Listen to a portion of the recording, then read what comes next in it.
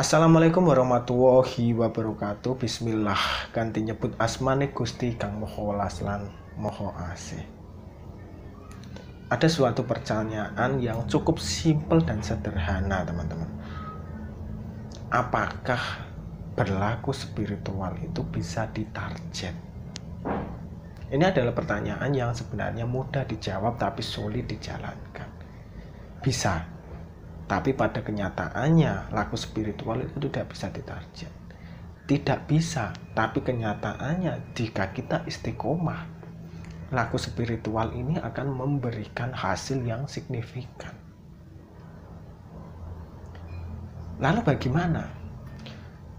Pada dasarnya seperti ini, teman-teman. Ketika kita berlaku spiritual, misalnya berlaku tirakat, mengejar suatu ilmu tertentu, jika wadah spiritual kita tidak mampu menampungnya, maka secara otomatis kita menjadi orang yang terbebani dengan laku-laku spiritual seperti itu.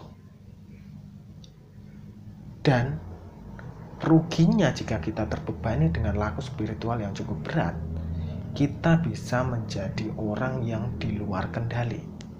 Dalam artian bisa depresi, bisa stres, bisa gila, dan lain sebagainya dengan alasan-alasan tertentu. Lalu, apa yang perlu kita lakukan?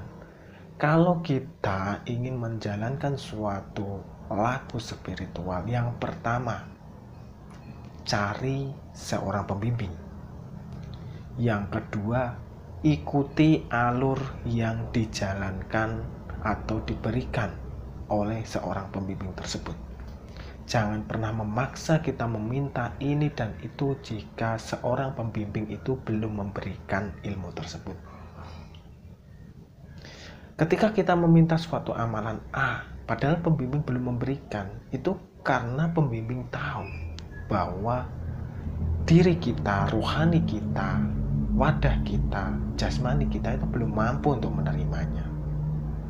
Jadi dia biasanya akan menata diri kita. Jika kita punya kotoran di dalam tubuh, di dalam diri, di dalam rohani kita, maka dia akan membersihkan terlebih dahulu.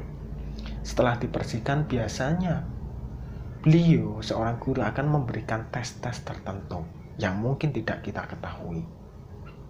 Ketika tes itu dirasa berhasil, biasanya beliau menyuruh kita untuk melakukan suatu amalan tertentu.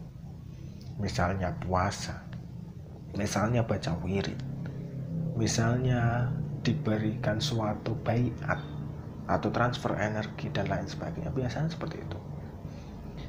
Setelah beliau memberikan hal-hal demikian, biasanya kita diminta untuk melakukan suatu laku tertentu. Misalnya meditasi di tempat-tempat yang cenderung dikeramatkan orang.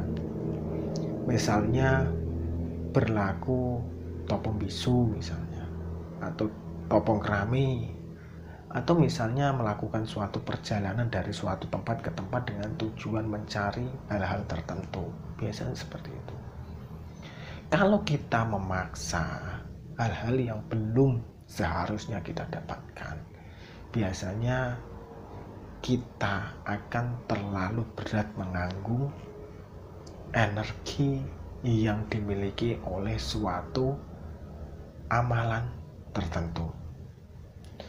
Sehingga teman-teman bisa lihatlah orang-orang di sekitar teman-teman yang mencoba berlaku tirakat, berlaku kerohanian, berlaku spiritual, apapun itu. Baik itu yang bersifat pondokan, pesantren, ataupun bersifat kejawen, ataupun bersifat ilmu-ilmu yang dipelajari secara jalanan.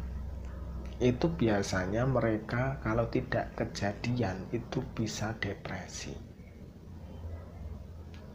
Depresi, kalau sekedar depresi mungkin kalau ada pembimbing mereka segera diluruskan, tapi kalau tidak ada pembimbing dan keterusan, mereka bisa menjadi orang yang dianggap gila. Inilah yang perlu diwaspadai oleh kita semua. Makanya saya berkali-kali itu mewanti-wanti, jangan pernah memaksa untuk berspiritual dan carilah guru pembimbing. alasannya itu saya bukan kok teman-teman jangan terus belajar spiritual, bukan. Dan walaupun saya berbicara di depan kamera seperti ini melalui YouTube, kok teman-teman langsung mengamalkan apa yang saya omongkan, itu jangan terus ketika saya memberikan hal-hal yang bersifat amalan, itu jangan terus dilakukan. Saya biasanya memberi aba-aba. Kalau amalannya cukup berat, biasanya saya meminta teman-teman untuk mencari guru pembimbing. Tapi amalannya kalau bersifat umum dan ringan, biasanya teman-teman bisa langsung menjalankan amalan-amalan tersebut. Seperti itu teman-teman. Ini bukan kok kenapa-napa terus saya sirik, terus saya itu mencegah teman-teman itu melakukan hal spiritual, bukan. Karena memang ada konsekuensi dan rata-rata konsekuensinya adalah seperti itu, depresi dan lain sebagainya seperti itu. Semoga bermanfaat dan sampai jumpa di video selanjutnya. Wassalamualaikum warahmatullahi wabarakatuh.